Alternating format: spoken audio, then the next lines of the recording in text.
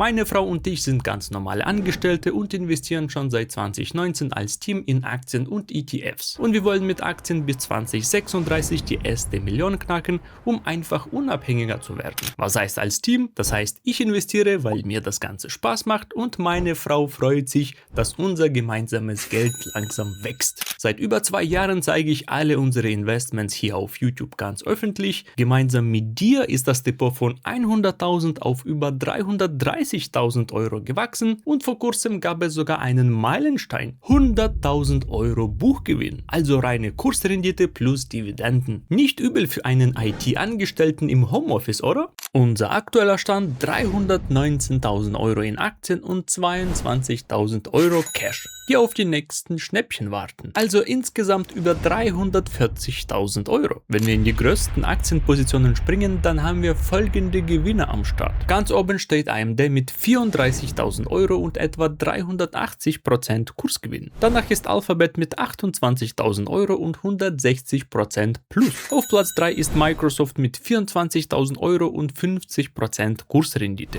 Danach folgt Nvidia mit einer 18.000 Euro großen Position und über 700% Gewinn, und meine ungesundeste Aktie von British American Tobacco ist solide mit über 15.000 Euro, 80% Rendite und 1.600 Euro erhaltenen Netto-Dividenden am Start. Jede einzelne Qualitätsaktie habe ich mir geschnappt, als an der Börse geknallt hat und die Aktien so gut wie niemand haben wollte. Und nicht während die Welt pink und fröhlich war. Wenn man das Spiel verstanden hat, dann kann man langfristig so gut wie niemals verlieren. Und heute will ich dir von 2 weiteren Raketen und meinem Dividendenmonster berichten, die den Weg zu Millionen sowohl kurs- als auch dividendentechnisch massiv beschleunigen sollen. Ich zeige dir heute, wie viele Aktien ich zu welchem Kurs gekauft habe und warum ich gerade bei diesen Unternehmen zugeschlagen habe. Plus ich verrate dir, wie ich aus diesen Investments langfristig und für Nichtstun ein Vermögen von knapp 1 Million Euro herausholen will. Und dazu gibt es wie immer 3 weitere Qualitätsaktien aus meiner Watchlist und das Update zum kaputten Mercedes und unseren ersten Familienausflug zu dritt. Und jetzt schnall dich an, wir rechnen uns heute reich.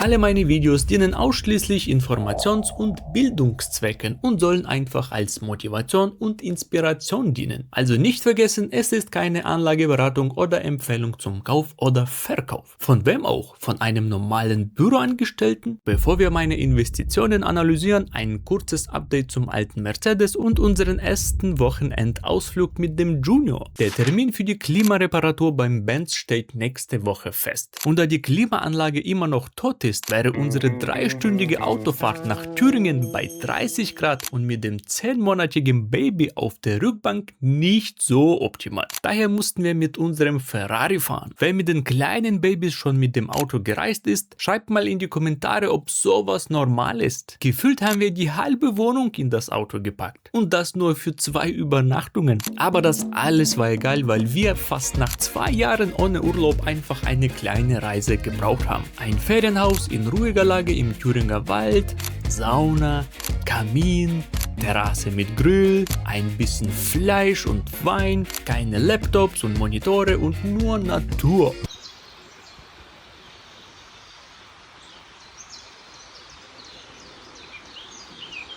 Ja, das war einfach herrlich und die Lage können wir nur empfehlen. Ich glaube, im Winter ist es hier auch richtig geil. So, da ich aber heute viele Aktienkäufe und Verkäufe zu berichten habe, werde ich das Thema Ersatz für den Mercedes und die Probefahrten im nächsten Depot-Update-Video erzählen. Aber jetzt zurück in die Aktienwelt. Welche 3 Qualitätsaktien habe ich gekauft und welches Vermögen will ich mit diesem Investment erreichen? Zuerst will ich aber über 2 Aktienverkäufe berichten. Die erste Position, die ich komplett verkauft habe, ist UPS. Ich habe meine 27 Aktien beim Kurs von etwa 95 Euro je Aktie und insgesamt für über 2.500 Euro verkauft. Netto waren es etwa 2.400 Euro. Warum verkauft? In dem Depot-Update-Video von Mitte 2025 habe ich nach dem Kauf auch gesagt, dass ich UPS nicht als ein langfristiges Investment sehe, sondern maximal mittelfristig. Ja, die persönliche Dividendenrendite von 8% schmeckt, aber wenn wir den Chart anschauen, dann hat sich der Aktienkurs in 20 Jahren kaum bewegt. Unternehmerisch tut sich da auch wenig und die aktuellen Spritpreise in den USA werden sicherlich nochmal auf die Margen drücken. Und da mir persönlich beim Punkt Lieferungen mit den ganzen Drohnen und so weiter Amazon viel innovativer wirkt, habe ich inklusive Dividenden die 29% Rendite mitgenommen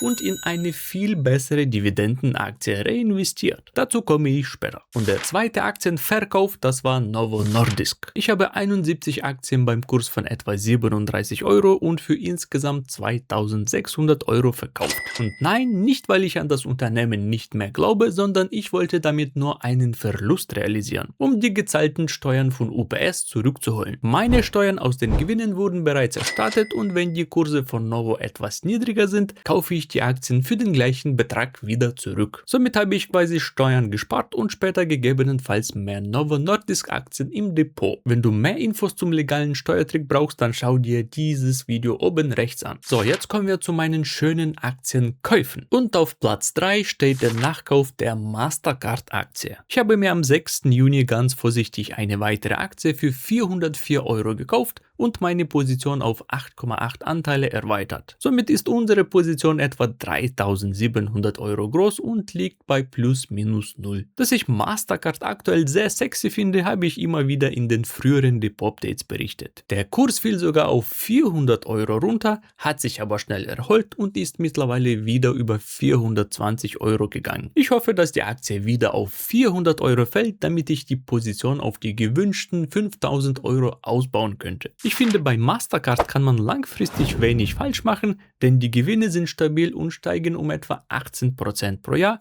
und genauso ähnlich wird die Dividende erhöht. Das heißt, heute investieren und in 20 Jahren mehr Cashflow genießen. Und damit zukünftig noch mehr Cashflow reinkommt, investiere ich parallel auch in Kredite und IMOs bei Mintos. Bei uns steht nämlich bald eine kleine große Veränderung an. Meine Frau ist ja aktuell noch in Elternzeit, aber das Elterngeld läuft bald aus. Das heißt, ab da müssen wir mit meinem Vollzeitgehalt ein bisschen Kindergeld, Zinsen und Dividenden hinkommen. Fürs Leben und natürlich fürs Weiterinvestieren. Und genau deshalb habe ich bei Mintos wieder ein bisschen nachgeschossen. Bei den Krediten nutze ich bisher nur die Core Loans, wo mein Geld vollautomatisch in verschiedene Kredite, Kreditarten und Länder gestreut wird. Die Zinsen kommen fast täglich und werden auch direkt wieder reinvestiert. Heißt für mich, ich muss mich um absolut nichts kümmern. Und die Kohle arbeitet für uns bei über 9% Zinsen pro Jahr. Aus der einen Immobilien sollen außerdem über 6% pro Jahr rumkommen und das wird monatlich ausgezahlt. Plus ich profitiere zudem von möglichen Wertsteigerungen. Ich finde sowas eine super Ergänzung zu unseren normalen Dividenden. Und ganz ehrlich, wenn man 6 bis 9% Rendite pro Jahr und das dann auch noch als monatlichen Cashflow generieren möchte, dann schaffen das nur die allerwenigsten Aktien da draußen. Ich bin auf der Plattform erst seit März am Start, deswegen habe ich aktuell nur um die 800 Euro in den Krediten und IMOs stecken. Aber ich will das Ganze demnächst unbedingt auf eine mittlere vierstellige Summe hochschrauben,